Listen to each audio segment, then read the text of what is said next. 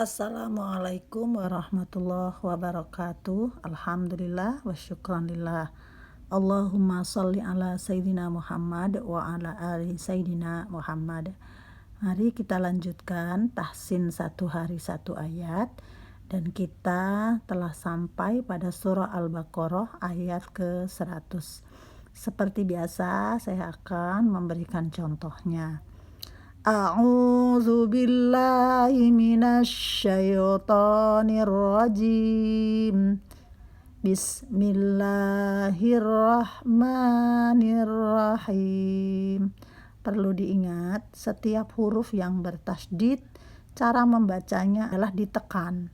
Kemudian tidak perlu mendengung, karena huruf yang bertasydid dan mendengung itu hanya untuk nun dan mim. Awakullama ahadu ahdan nabadhahu fariqum minhum. Awakullama, lamnya bertasydid, kemudian dua harokat, dua harokat, dan tanwin bertemu nun, idgham bi gunnah, maka hukumnya mendengung, dan mendengung ukurannya adalah dua harokat. Nabadhahu, di situ ada tanda terbalik, tanda domahnya, maka di situ panjang dua harokat. Fariqum minhum, tanwin bertemu mim, idgham bi gunnah, hukumnya mendengung, panjangnya sekitar dua harokat. Minhum, nun mati bertemu ha, di situ hukumnya jelas, disebut izhar. Jadi tidak diperkenankan dibaca mendengung sekecil apapun. Bal aktsaruhum la yu'minun. Bukan ak, karena ini di sini adalah huruf kaf. Sa bukan sya. Sa. Kalau sya itu ada tanda satu lagi, bergerigi satu lagi, tapi ini huruf setelah huruf ta. Sa, tergigit lidah kita oleh gigi atas. Aktsaruhum, la mim mati bertemu lam, disebut idhar syafawi dan dibaca tidak mendengung. La dua harokat, yu'minun. Mat arid li sukun, bisa 2, bisa 4, bisa 6 harokat. Saya ulang kembali. Awakullama ahadu dan nabadhahu fariqum minhum. Perlu diingat kembali, ketika mendengungkan bacaan jangan terlalu terburu-buru, karena ada ukurannya, yaitu sekitar 2 sampai 3 harokat.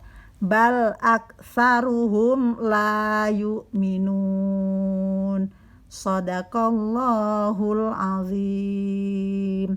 Aku berlindung kepada Allah dari segala godaan setan yang terkutuk, dengan nama Allah yang Maha Pengasih lagi Maha Penyayang. Kita lanjutkan lagi apa yang ada dalam kandungan ayat 100. Kita baca dulu artinya. Dan mengapa setiap kali mereka mengikat janji, sekelompok mereka melanggarnya, sedangkan sebagian besar mereka tidak beriman.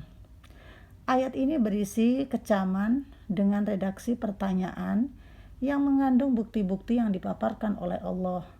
Dan mengapa setiap kali mereka mengikat janji dengan Allah, termasuk janji untuk percaya jika Nabi yang diutusnya datang, sekelompok mereka melanggarnya, menyepelekannya, bahkan mengingkarinya.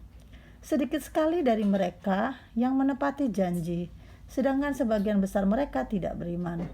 Sikap-sikap buruk sudah berkumpul demikian rupa dalam diri sebagian besar kaum Bani Israel. Mereka adalah pendengki, keras kepala, licik, dan selalu mengingkari janji. Namun demikian, masih ada sebagian kecil dari mereka yang beriman. Penjelasan mereka itu mengingkari ayat Allah, karena setiap mereka mengadakan perjanjian, sebagian besar mereka mengkhianati janji-janji yang dimaksudkan dalam ayat ini. Jadi dalam ayat ini adalah janji mereka kepada Nabi Muhammad SAW, dan janji yang mereka buat itu tidak sedikit. Tegasnya orang-orang Yahudi mempunyai watak yang tidak jelas, bahkan sebagian besar dari mereka suka menyalahi janji. Allah menerangkan dalam ayat ini ketidakjujuran yang dilakukan oleh orang Yahudi dan mengingkari ayat-ayat yang terdapat dalam kitab Taurat dan tidak mau menjalankan ajarannya. Demikian, semoga kita senantiasa meningkatkan keimanan kita kepada Allah Subhanahu wa taala. Selamat belajar, selamat menyimak. Alafu minkum. Assalamualaikum warahmatullahi wabarakatuh.